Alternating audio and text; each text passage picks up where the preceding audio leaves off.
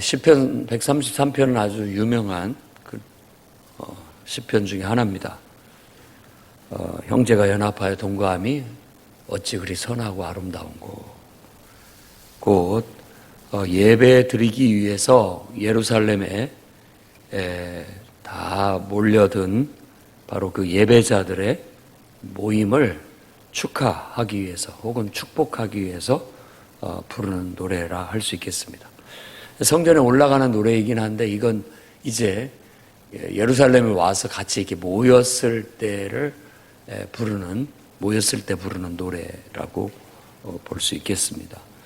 그래서 예배 드리기 위해 한 곳에 이렇게 모여가지고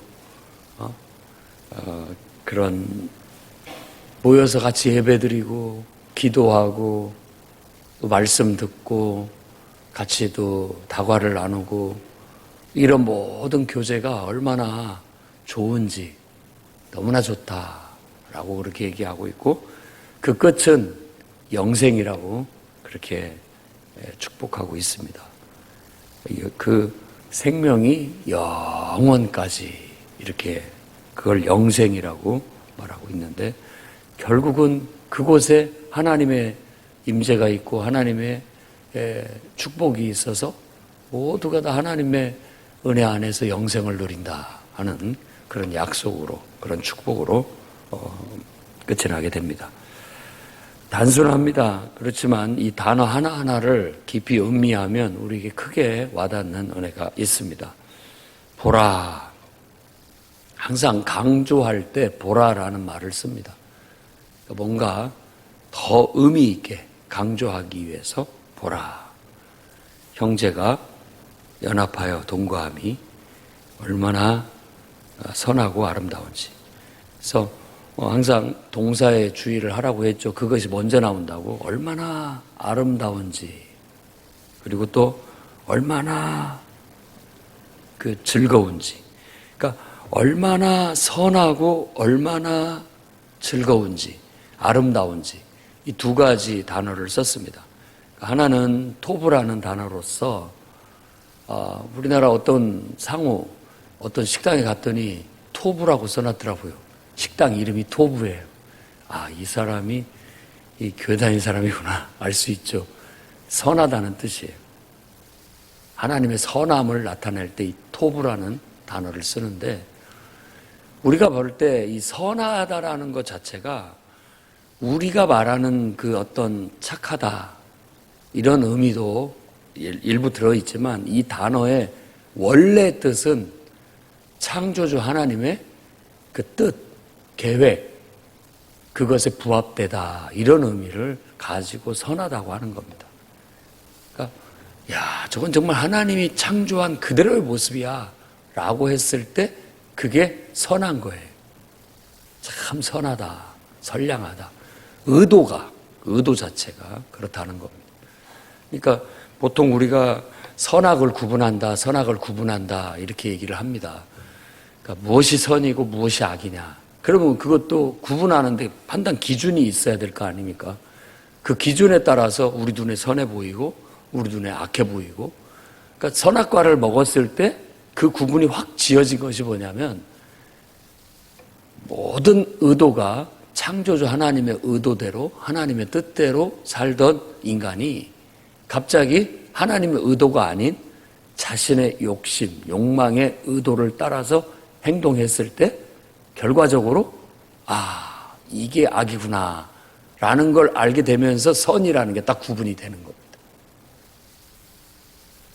그래서 우리는 구원받았으니까 이제는 죄가 무엇인지를 알고 죄가 얼마나 우리를 고통스럽게 하고 우리를 힘들게 하는지를 알았으니까 이제는 다시 창조주 하나님 앞에 가서 딱 붙어서 하나님의 선하신 뜻, 창조주의 그 선하신 의도대로 이제는 살아가겠습니다 라는 고백과 함께 그런 삶을 실천하는 것이 거듭난 새 삶이고 바로 그 끝이 영생과 맞닿아 있다라는 걸 아시기 바랍니다. 그러니까 그런 어떤 신앙을 가지고 그렇게 하나님을 예배하는 자들의 그 모임 자체가 너무 선하고 아름다워 보이는 겁니다. 그 다음에 이 아름답다라는 그 단어는 즐겁다라는 뜻도 가지고 있고 기쁘다 혹은 사랑스럽다. 그래서 결국은 아름답다라고 이어지게 되는 겁니다. 우리 안에 진정한 즐거움, 기쁨, 행복, 이 모든 것들이 결국은 창조주 하나님의 품 안에서 하나님의 임재 안에 있을 때 인간이 가장 즐겁고 기쁘고 또 그것이 가장 우리 마음에 끌리는 사랑스러움이고 우리 마음에 느끼는 가장 고귀하고 아름다움이라는 겁니다. 하나님의 임재의 아름다움. 보통 우리도 우리 말 속에 정말 왜 그랬는지는 모르지만 우리나라 정서 속에 신명난다, 신명난다 이런 것들이 임재를 말하는 거예요. 신의 임재. 신의 임재 상태에 가장 인간이 즐겁고 기쁜 거예요. 하나님의 임재감. 어떤 신이 내 안에 충만해졌을 때 그 충만감.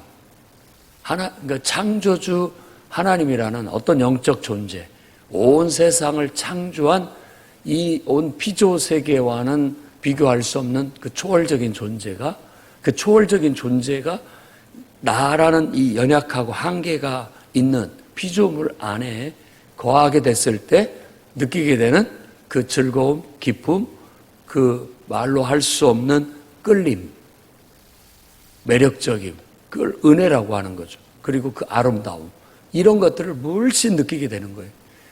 그래서 우리가 보통 그런 걸 경험했을 때 은혜 받았다 그렇게 말합니다. 뭔가 모르지만 끌려, 뭔가 모르지만 너무 아름답고 좋아, 뭔가 모르지만 마음속에서 세상이 줄 수 없는 기쁨, 이걸 맛본다라는 거예요. 그래서 목숨을 걸고 교회를 가는 거고, 그래서 목숨을 걸고 예배를 드리는 겁니다. 그 은혜가 너무 우리 인간 영혼에게는 그야말로 생명 그 자체일 수 있는 것이죠. 그래서 우리도 예배를 생명처럼 여겨야 됩니다. 생명이에요, 생명. 그냥 어떤 우리 인간 모든 생명체는 생명의 끌림을 갖고 있듯이 우리의 생명의 근원 되신 하나님께 끌림을 갖고 나아가게 되는 거고, 그분을 즐거워하고 그분을 기뻐하고 그분에 대해서 너무 사랑스러워하고 그분에 대해서 너무 아름답다 그렇게 여기고 그분의 임재 속에 늘 나아갈 수 있어야 되겠습니다. 그런 하나님의 임재가 흘러넘치는 그런 예배자의 모습, 그 모습이 너무 아름답다. 그걸 그래서 느낀다는 거죠.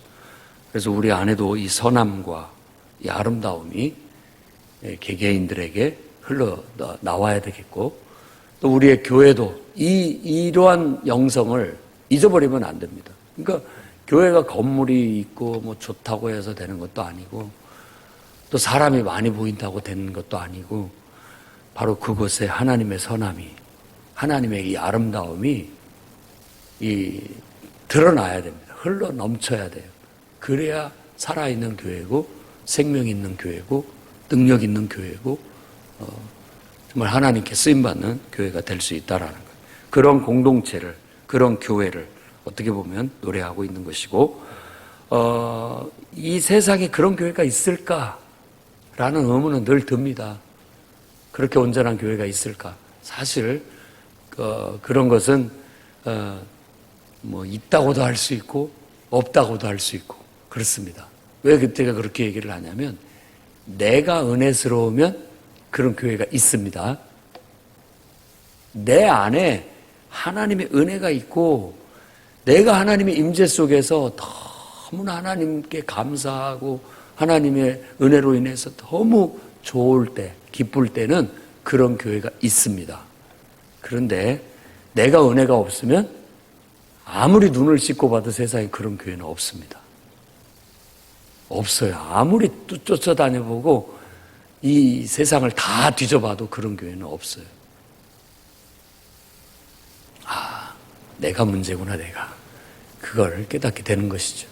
내가 은혜스럽고 내가 하나님의 성령에 충만하고 은혜가 충만하면 사람이 다 천사처럼 보이고 교회가 이 지상에 있는 교회가 아니에요. 하늘의 도성으로 보여요. 하늘의 하나님의 교회처럼 보인단 말이에요.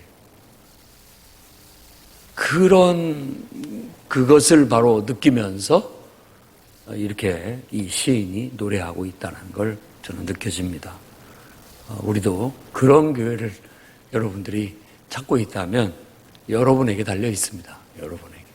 내가 정말 하나님과 일체감을 느끼고 하나님과 완전히 연합되어서 그 창조주 하나님의 뜻에 완전히 내 자신을 맡기고 부합되면 내가 예수 믿는 사람, 똑같이 예수 믿고 예배하는 사람들이 다 그렇게 보일 것이고 내가 하나님의 성령에 충만해서 내 배에서 생수의 강이 흘러넘치듯이 하나님의 은혜가 흘러넘치면 머리에서부터 발끝까지 그냥 하나님의 은혜로 충만해서 하나님으로 충만해지고 하나님의 아름다움이 느껴진다면 모든 성도, 내가 섬기는 교회, 건물이 좋고 나쁘고 예배당이 좋고 나쁘고 설교가 좋고 나쁘고 모든 걸 초월해서 그것은 그냥 너무나 좋은 하늘의 도성이요 은혜가 넘치는 그야말로 형제애를 느낄 수 있는 너무나 좋은 교회가 될 수 있다라는 것입니다.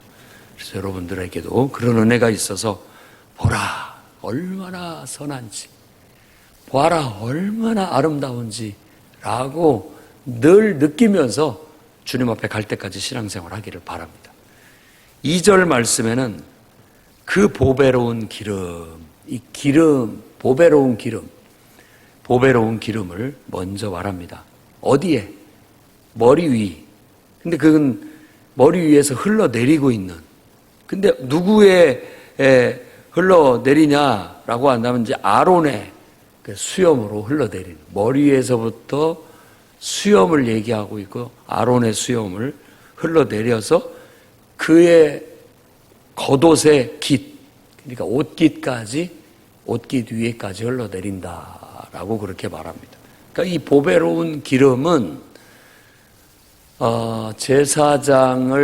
대제사장을 임명할 때 기름 붓는 그 관유는 올리브유에다가 특별한 향료를 제조해서 만든, 지금으로 말하자면 최고급 향수 혹은 최고급 스킨, 그런 어떤 화장품이라고 할 수 있는 거예요. 그래서 특별한 의식이 있는 날 그것을 사람에게 바르고 부었습니다. 그러니까 이 보배로운 기름은 바로 그런 기름 부음을 말하는 거예요. 그 기름을 부었다라는 뜻은, 옛날에 기름을 부었다라는 뜻은 이런 의미입니다. 너는 내 것이다. 하나님이 너는 내 것이다. 하나님의 것이다라는 표시예요. 그리고 성전에 모든 금으로 만들었던 또 아카시아 나무로 만들었던 씨띠임 나무를 아카시아 나무로 봅니다. 그런 것들로 다 만들었던 어쨌든 그것에다가 다 이 기름을 발랐어요. 그러니까 기름을 바른다라는 건 방부 역할을 할 뿐만 아니라 그 목재에서 향이 나게 만드는 그런 의미를 갖고 있죠. 그래서 이건 특별하다는 어떤 의미를 가질 뿐만 아니라 이건 하나님께 바쳐진 것이다. 하나님의 것이다. 라는 구별의 의미를 갖게 되는 겁니다. 그래서 특별하게 하나님이 선택해서 세운 제사장들, 대제사장, 그리고 왕, 선지자, 이런 자들에게 기름을 부어서 이 사람은 특별히 하나님이 택한 하나님의 사람들이다 라는 그런 의미로 기름을 붓게 되었던 것이죠. 그 기름을 붓다라는 히브리어가 메시아라는 뜻입니다. 단어입니다. 그러니까 대제사장한테 기름을 부었는데 그냥 아까워서 조금 부은 게 아니라 아주 흘러내리게, 우리로 말하자면 그 물병 같은 병에다가 가득 들어가지고 머리에서부터 쫙 부어가지고 이것이 그냥 머리에서 얼굴로 수염으로 흘러내려서 다 옷깃까지 뚝뚝 떨어질 만큼 충만하게 부은 거예요. 그래서 이것을 신약에서는 기름 부음을 하나님의 성령의 충만함과 연관시켜서 해석을 합니다. 하나님께서 내 안에 약속하신 그 성령, 보혜사 성령을 충만하게 부으시되 머리에서부터 발끝까지 그냥 넘치도록. 요한복음 7장의 표현대로 한다면 그 수장절 때 실로암 못에서 떠다가 성전에 물을 부었던 어떤 그 의식처럼 우리의 배에서 이런 그냥 종지로 바가지로 물 붓는 정도가 아니라 네 배에서 그냥 생수의 강이 흘러넘칠 것이다. 샘이 솟아나는 정도가 아니라 강물처럼 흘러넘칠 것이다 라는 그만큼의 강력한 은혜, 충만한 은혜를 묘사하고 있습니다. 이것은 우리가 받을 성령을 가리켜 말합니다 라고 그렇게 얘기합니다. 예수님은 성령을 받으라. 내가 가게 되면 다른 보혜사 성령을 너희에게 보내줄 것이다 라고 얘기하고 있고, 누가복음이나 사도행전에서는 예루살렘을 떠나지 말고 위로부터 능력이 입혀올 때까지 이 성에 유하라. 요한은 물로 침례를 주었지만 너희는 몇 날이 못되어 성령으로 침례를 받을 것이다. 이렇게 말함으로써 그들이 성령의 충만함을 받는 것과 연관시켜 얘기하고 있습니다. 요엘서 말씀을 통해서 말세 내 영을 내 여종과 남종에게 부어줄 것이다. 물 붓듯이 부어줄 것이다 라고 말한 것처럼 물 붓듯이 바로 이 보배로운 기름을 붓듯이 하나님께서 회개하고 정말 예수 그리스도를 믿음을 고백하는 자들에게 바로 아버지와 아들이 하나 된, 그리고 인간과 하나님이 하나 된 그런 의미를 담은 거룩한 영, 성령을 충만하게 부어줄 것이라고 약속하셨습니다. 그 약속을 따라 오순절날부터 바로 그 은혜가 모든 사람들에게, 예수 그리스도를 믿음을 고백하는 자들에게 부어지기 시작했습니다. 그러니까 이건 바로 그 은혜의 충만함, 하나님의 은혜에 하나님께서 나를 택하셨고 나를 그분의 소유로 삼아주셨고 하나님이 내 안에 함께 하신다라는 의미로서 이 보배로운 기름이 머리에서부터 발끝까지 흘러내리는 비유, 그런 어떤 환상으로 묘사하고 있는 거예요. 여러분 안에도 내가 믿음을 고백했을 때, 내가 주여 예수님 부를 때 하나님이 내 안에 이렇게 흘러내리는 것처럼 내 안에 충만하게, 내 안에서 더 막 흘러 넘친다라는 건 내 안에 하나님의 임재가 이렇게 증폭되어져 나가는 그런 걸 충만함이라고, 풍성해서 흘러 넘칠 정도로 채워짐, 어떤 충만함이라는 건 그릇에 흘러 넘치게 부어진다라는 그런 의미를 갖고 있어요. 그러니까 내가 하나님을 담을 수 있는 그릇이라면 내 안에 하나님이 부어지고 그것이 그냥 흘러 넘쳐서 흘러내릴 정도로 충만하게 부어지는 것을 말하는 겁니다. 그래서 교회에 믿음을 고백하는 사람들은 성령 충만을 위해서 기도해야 됩니다.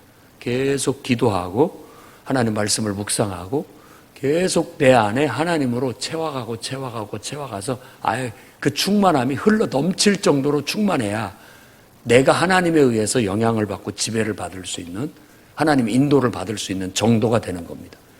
그런데 이게 바닥이 나가지고 밑바탕에 조금만 있으면 그 은혜가 나를 충족시키지 못하고 내 삶에 영향을 끼칠 만큼이 되지 못하는 거예요. 기억하십시오. 정말 보배로운 기름이 머리에서부터 발끝까지 넘치게 흘러내리게, 내 안에 막 강물처럼 흘러넘쳐서 내 그릇이 꽉 차서 흘러넘칠 정도로 충만할 때 하나님의 능력이 나타나고 기도의 응답이 나타나고 또 내가 내 말에 능력이 있고 정말 우리의 신앙에 하나님의 표적과 기사들이 나타날 수 있다라는 거. 그 정도로 지금 이 모임이 은혜가 넘치고 그 속에서 하나님의 임재를 충만하게 느낀다라고 노래하고 있는 거고, 자 3절은 또 다시 반복을 하는 겁니다. 2절을 반복하는데 여기서 아론이라는 대제사장 위에 부어졌던 보배로운 기름을 얘기했다면 여기서는 헐몬의 이슬을 얘기합니다. 시온의 산들 위에 내려오는, 헐몬산은 더 북쪽에 있는 아주 1000m가 넘는 아주 높은 산이에요. 그 높은 산, 늘 만년설이 꼭대기에는 있는 그런 높은 산에서부터 이 시온산, 예루살렘도 한 800m 되는 산지인데 그곳에 이렇게 찬바람이 불어와서 아침마다 이슬이 맺히듯이 이슬이 맺힙니다. 그 헐몬의 이슬처럼 시온의 산들 위에 내려오는, 그렇게 노래를 하는데, 그렇게 내려오는 것처럼 우리에게 임한다. 그러니까 이제 하나님의 은혜가 마치 이슬에 옷 젖듯이 이렇게 묘사를 하는 거죠. 아침에 요즘 세종시도 안개 도시처럼 안개가 저기 끼는데, 그것이 이렇게 그 안개를 맞고 가면 어느 순간에 그 이슬에 옷이 젖습니다. 그런 것처럼 하나님의 은혜가 이렇게 우리에게 내려오는 이슬처럼 부어진다라는 걸 상징적으로 보여주고 있는 거예요. 그래서 이렇게 기름이 붓듯이, 기름이 내 안에 스며들듯이도 은혜가 임하고, 또 이슬이 내게 옷을 젖게 만드는 것처럼 하나님의 은혜에 젖어들게 한다라는 것도 우리가 그렇게 묘사도 합니다. 그런 은혜가 우리에게 있어야 되겠어요. 예배를 드릴 때마다, 찬송을 할 때마다. 메마른 예배가 아니라 하나님의 은혜로 촉촉해지는 은혜, 그런 예배. 메마른 기도가 아니라 하나님의 그 보배로운 기름이 향기가 나고, 또 내 몸이 부드러워지고 아름다워지고, 그런 어떤 은혜가 있는 그런 예배, 기도가 될 수 있도록 힘써야 되겠습니다. 왜냐하면, 우리 말에는 그렇게 번역을 하지 않았지만, 왜냐하면 거기에 여호와께서 복을 명했다. 그러니까 그런 은혜가 있는 곳에 하나님께서 복을 내리셨단 말이에요. 그 복이 뭐냐? 영생. 그 복이 영생이다. 그러니까 이 땅에서도 우리는 사실 영생을 누리고 있는 겁니다. 하나님의 임재 안에서, 하나님의 은혜 안에서 산다면 그분 품 안에서 우리는 이미 영생 안에 있는 겁니다.